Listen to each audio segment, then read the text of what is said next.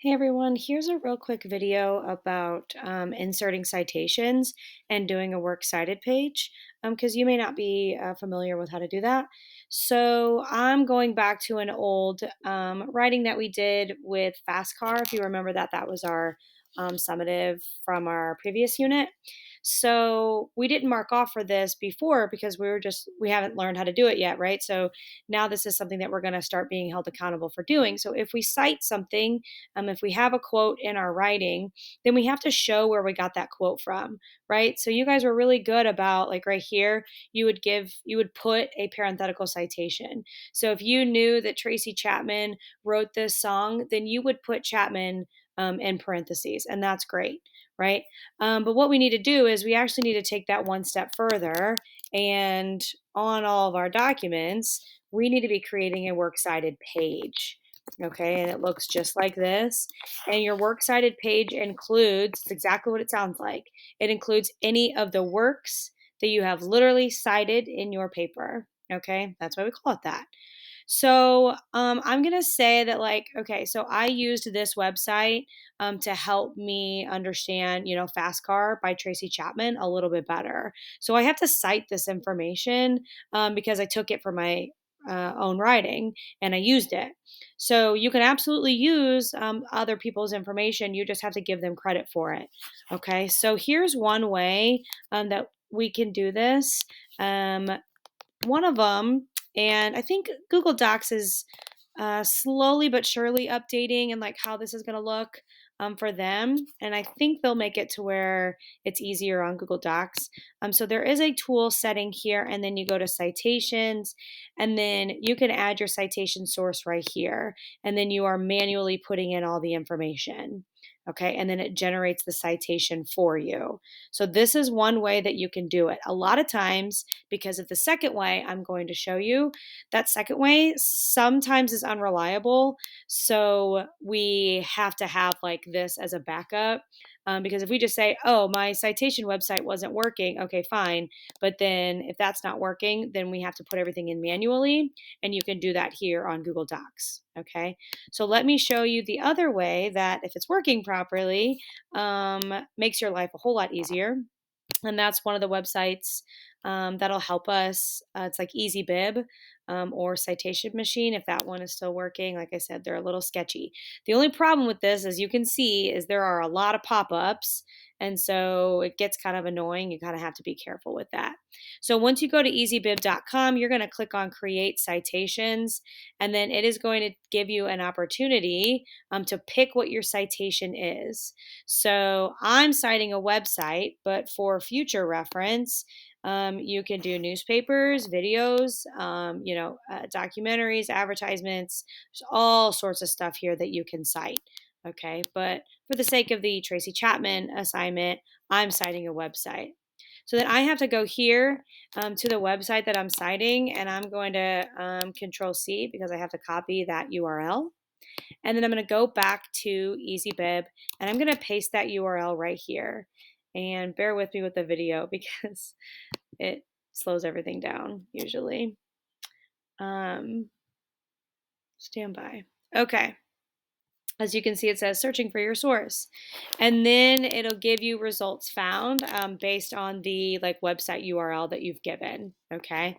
So if this is the correct one, which it is for what I used it for, then I'm going to click the button that says cite, and it's going to help generate that citation for me. Now give it a second. My internet's running super slow, and I did it once already, and it was running like, it looked like I was going to get an error message. So just be patient. Here's what it'll look like. Um, well, and then you'll get a pop up like that. If I scroll down here, you're going to see like it says, here's what we found. And then it gives you all the stuff that they have found just by you giving them that URL. Okay. So it gives them the title, the URL, what the website title is, the date that I accessed it, as well as the date that it was published. Okay. So then over here on the right, it says, here's what we'll need your help with because it wasn't able to figure out who the publisher was of that website. Okay. So I'm going to click continue. And then we have to finalize all those details about the website. As you can see, it kind of gives me a loading bar there um, as it's generating and like gathering all that information for me. So then I scroll down and I look, okay, this is the article title. It gives me a first name and a last initial, and that's strange. So I'm going to go and double check and make sure that that's accurate.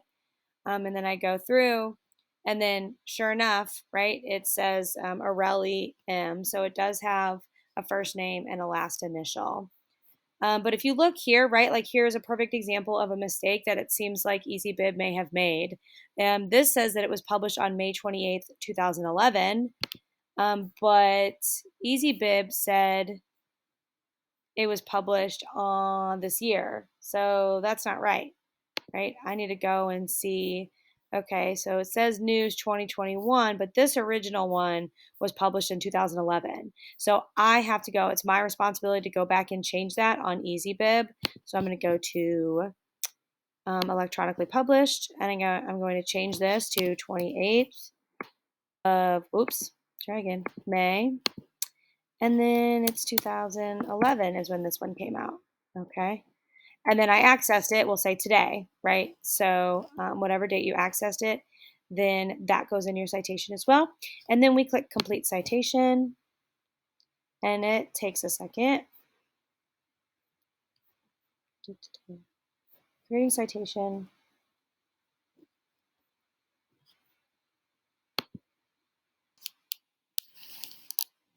Okay, it's going super slow. Okay, so once again, another pop-up. Sorry.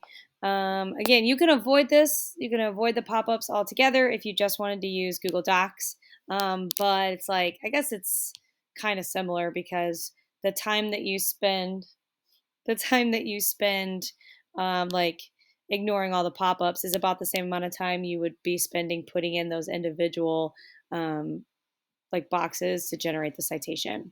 So here it is. It has generated the citation for me. So then I'm going to copy that citation, and it says it's copied. Yay. And then I'm going to go over here to my works cited page, and I'm going to paste it in. Okay. Now we will start practicing what appropriate citations look like. Like when you copy and paste it, a lot of times the URL looks like this. Okay. And that's just because the URL is so long that it has to like keep going on separate lines. So it scoots down whenever we really have all this extra white space right here that we could scoot it up. Okay. So your best bet in doing that is let's find a place to break up the URL so we can scoot up that half. Okay. So like I'm going to say, let's see if I can do it after Tracy Chapman fast car. I can do a space right there. Kind of have to mess with the citation a little bit. Oh, that's still not going to do it. Nope. Hold on, what'd I do? Stand by. Messing stuff up, aren't I? Oh, it's because there's not a space between the comma. That's why. Okay, so now if I try scooting it up, I'm just gonna mess up again. Dang it!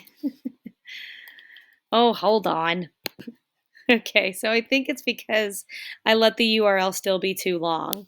So if I press enter, oh dear, come on. There it goes. Okay, so if I press enter, then it scoots that up, see?